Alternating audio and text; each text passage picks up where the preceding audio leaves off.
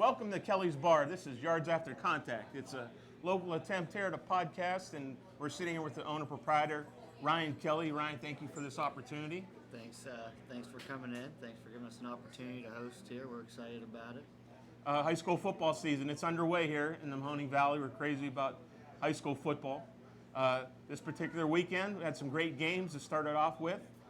All different types of conferences got everybody matched up for the opening week. And we have some of the best top performers here tonight with us. We're going to talk a little about what they've done and what their strategies are for the rest of the year and their outlook on the season. And Ryan, what do you think? You're an Urson Irish guy. Obviously, it's an exciting week for me as an alumni, exciting for the kids, but once again, I'm excited to see a bunch of football this year. So. Great. Obviously, week one, this is the fastest 10 weeks of the year when you're talking high school football, especially in this valley. We're going to see how it plays out from this point on. We had some key matchups, some key players are here tonight. We're going to be back with you, and we're going to chat with some of those coaches and players as we go for the Yards After Contact from Kelly's Bar on Mahoning Avenue in Youngstown, Ohio. Welcome back to Yards After Contact. My name's Gary Houstu, and I'm here sitting here with Coach Larry Kemp of the Urson Irish, who had an unbelievable game. I have to admit, Coach, one of my favorite coaches of all time here in the Valley. Appreciate it. I have to admit, we were in this establishment on Saturday night after watching Cardinal Mooney play Cleveland Heights. Right. And we had out our phones, and we couldn't even get it in where everybody's asking everybody the score.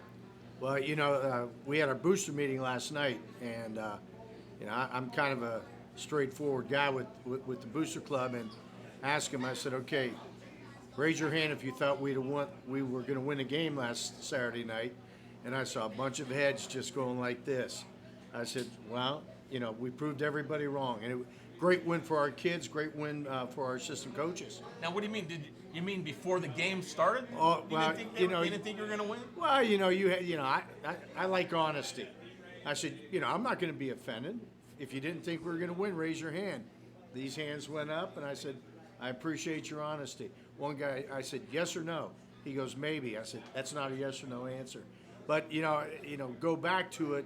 It was a great win for the program, great win for the kids. A long night, a very long night, and well worth it. Coming home was a lot nicer than if it didn't go our way. Now, you had a lightning delay? Right, we had. How difficult was that in the whole scheme of things? We got on the field at 7. By 7:27, there was 2 minutes and 2 seconds left in the first quarter. You saw it coming. We all knew it was coming. Put the kids in a locker room, very small locker room at Bedford. It was hot. Ended up putting them on a bus with the air conditioning going. I thought the assistant coaches and the kids handled it well.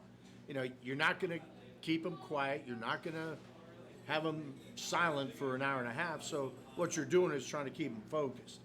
We came back out at 9 o'clock. It was an agreement that we were going to play the remainder of the first, take a minute break, halftime, 2 minutes, end of the third, 1 minute. Wow. I didn't know it was going to go into two OTs, so there's 3 minutes in between both OTs. Wow. So how excited were you just to be able to even get the game in? Well, it got to a point, to be honest with you, Gary, where I thought if we got another strike at 9 o'clock, we were going to go home. Okay. And we'd come back Sunday at some time. Was there an official word of that, or? Well, yeah, that was, I had communicated with the officials and also with their head coach. Coach is a great guy. Played at Ignatius, coached at Notre Dame College. And the one thing that we had agreed is if we can't start it by 9:30, then we're going to go home and come back on Sunday. So let me ask you, get right to the game. Dakota Hobbs, opening kickoff? Opening kickoff, Dakota goes 84 yards for a touchdown. Big momentum swing for us. When you're, and we're a young team, and we know we're young. We have very good skill. We're young up front. We started 2 sophomores and 2 juniors who have never played. So Up front? And knowing and that, Jeff Marks. and Jeff Marks, who's our lone returner, Okay. who's pretty good. Yeah. And we get to a point where, Dakota's return just helped us tremendously in our confidence. And, the thing that I was really impressed with our kids at is we were in great shape. We never had one cramp. In very humid, hot weather. We didn't. Every shot that Benedictine took, we handled, and at the end, Jeff Marks blocks the extra point, and he does a 90-yard sprint, which is the fastest I've seen him run, and we get to go home happy. How did it look during the game, Coach? Give us a little ebb and flow for it. Well, we start with Dakota, and then we come back, and to be honest with you, their first touchdown's on a bad call on a defensive coordinator, who was me. We were in cover 2. We should have been in cover 4. It was 2nd and 20. My fault. Do you make yourself run laps or Oh, anything? I know. After her push-ups? I was saying some things to myself that you can't put on Okay. air. All right. Then they come down. We have a punt that didn't go real well, and they kick a field goal. I just thought defensively we handled everything they had, and in overtime, to be honest with you, it was who can handle every possession. And at one point we're up. I think we're up 27. We're up 27 or 26-20, and you feel good about yourself. But then it gets to a point where they tie it up on a safety on a blocked punt. We had 2 blocked punts. One young kid who kicked the first time just came out 5 days ago. He's a soccer kid, nice leg. Wasn't his fault. We didn't block real well. We spend 20 minutes a day on special teams, different teams every day. And, it looked like we didn't spend a second on it, but we do. And, we're in the process of shoring all that stuff up. So, boy, the safety was really disappointing. Well, if you to can say, imagine, to be right? honest with you, if the safety ends Yeah. up being a touchdown, we're in real bad shape. Okay. But I was just so impressed with the kids on how they stayed in the game, and they didn't let anything positive or negative get them too high, too low. And again, I can't say enough about the assistant coaches and their role in everything. I'm the non-discriminatory yeller on the team. I'll go after everybody. Yeah. I don't care if it's a kid or I've if it's seen a that coach. a Yeah, few you've times. seen that. Probably have some anger issues, but that's for the winter. Okay. We'll calm down in the winter. But I just can't say enough. Jeff Marks did a great job. Dakota Hobbs did a great job. Jared Fabry, our quarterback. Your junior quarterback. Yeah, junior quarterback who started 14 for us last year. He had 206 yards combined offense for us out of 362. Yeah, and now, is it correct? He started off maybe not so good last year, but by the end of the year he was playing really well. He was a sophomore, starting on a state semifinal team. I kind of put him in a category of my son Paul. When Paul started at Ursuline, when we were on that 3-year He's run. an assistant coach for you now. Right, and Paul's in our secondary coaching right now, and he had to get his feet wet, and the thing is that like even with Paul, we wanted Paul to be a little more demanding, demonstrative, and in control, but that comes with age, and to be honest with you, Jared's summer was okay, wasn't I wanted a little bit more, but what I want and what they're capable of doing are two different things. Man, he took some hits on Saturday. He went head over heels one time, and I just thought the kid did a great job. So you like what you see going forward? Well, out of him? I do like what I see. Got a little angry today in practice in the rain and everything. Threw him off the field, and we started over about 4:15. We started all over, and it rained the entire time. So No lightning, though, so you're good. no lightning. We were good with no lightning. And I'm a big, if I see lightning, I'm out of there. Okay. I don't want to deal It's- with that. It's rain. You're Rain, we'll stay in the rain. now, Coach. How disappointed were you? I don't want to get too involved. After losing, you had a tough scrimmage against Glen Oak. Yes. Glen Oak took it to us. I mean, plain and So simple. just- They took it to us. You had to rethink everything, or no? Well, no, what you had to do is rededicate yourself to what we're trying to do. Okay. And really, scrimmages, you don't want to get too carried away with them, but I'll be honest with you, when we went up there, we weren't ready. And that's on us as coaches. After the scrimmage, first meeting I had was with the coaches. And I said, this is on us. This isn't on them. We're not demanding enough. You weren't this happy saying that, though. No, no, no, Yeah. no. Oh, no, no, no. Vocabulary changes at times. Exactly. You know, we're a little more intent But on what some things. what a week can do for you, though. Absolutely. You know, we went, we showed the kids the film the next day, and I told them, this is on the coaches. We will not be easy on you again. And I thought we did a great job of preparation for Benedictine. Today, you know, when we're getting ready for Youngstown East, who I think is very athletic. I give Coach Jenkins a lot of credit. I think he's doing a great job with the Panthers. And Jinx is my guy. Been around a long time. Oh yeah, and we're playing in a great venue on Friday. At the Rand School? The Rand Stadium, Yeah. and I enjoy it. Yeah. I mean that's a throwback to 1960s. Coach, before we leave the Benedictine game, what was your strategy in overtime? Were you just gonna just keep? Play offense and score and stop them. I mean, you know, we're You're not- okay with your kicking game? Were you concerned? Or Well, yeah, I was. As long as we were straightening out our blocking assignments and what we're doing. Ian O'Brien hits a big extra point in the second OT, and you know the kids were excited. Obviously, we're excited, but you know when you want to play an OT, you want to play O first. Put the pressure on them. So we score. Nobody scored in the first OT. We come out. Spencer Warren takes one about 22 yards. We score on the first play. Ian hits the extra point, huge. They come in. I think it was third down.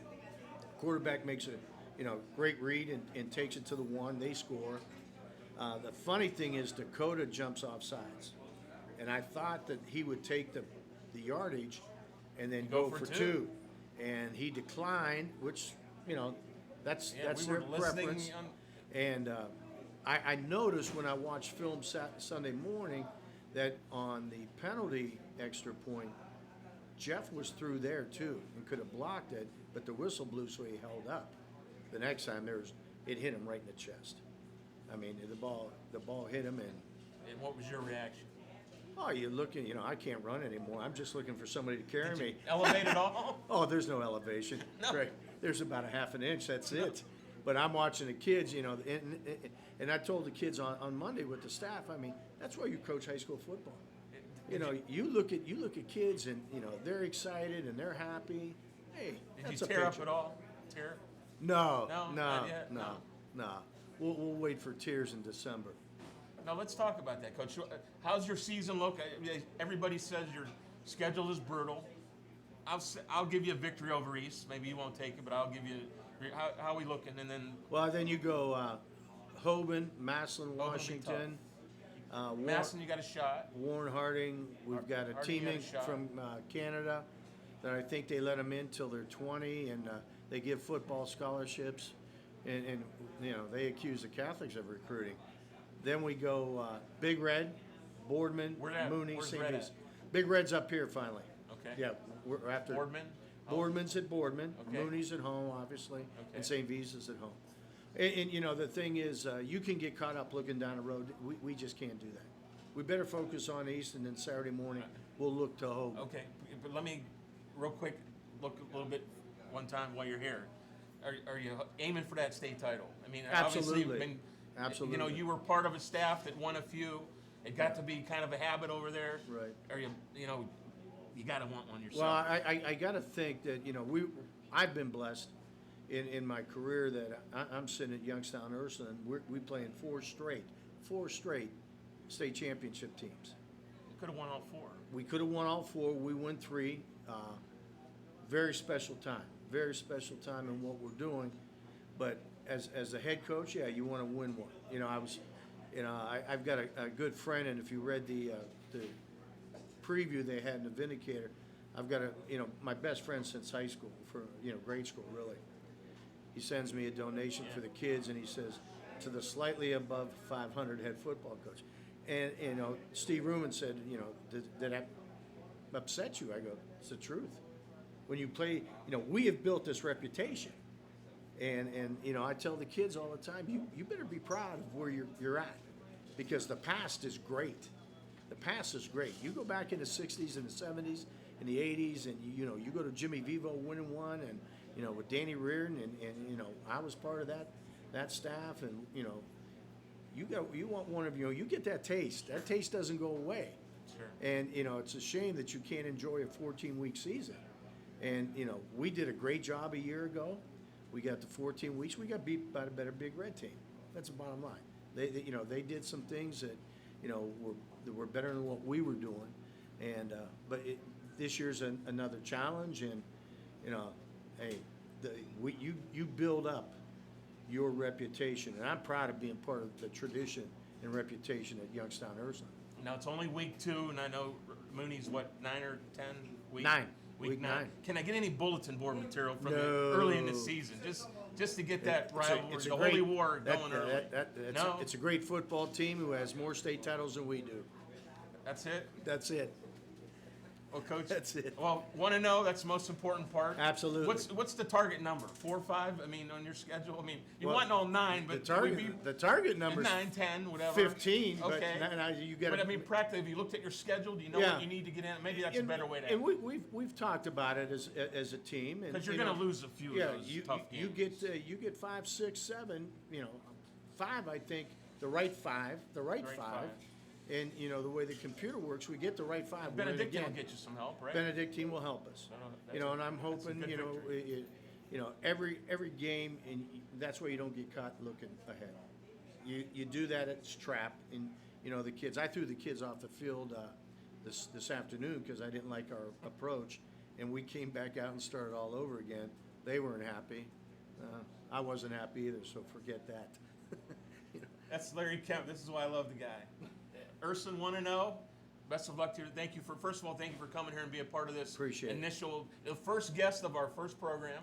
Appreciate you coming down here, and we're wishing you a lot of luck. Well, I It's, know week 2. you're a Redmond. I've got to get more Youngstown guys in Irish gear. There you go. Hey, yeah, double X. Double X. There we go. All right, we'll be back with more from Kelly's Bar, Mahoney Avenue in Youngstown with Yards After Contact. Thank you. All right, guys. Thank you. Appreciate it. Welcome back to Kelly's Bar with our initial episode of Yards After Contact. My name's Gary Houstu. We're here with Ursuline Irish. We just had Coach Larry Kemp on, and now we have 2 of his top performers from the Cleveland Benedictine game on Saturday night.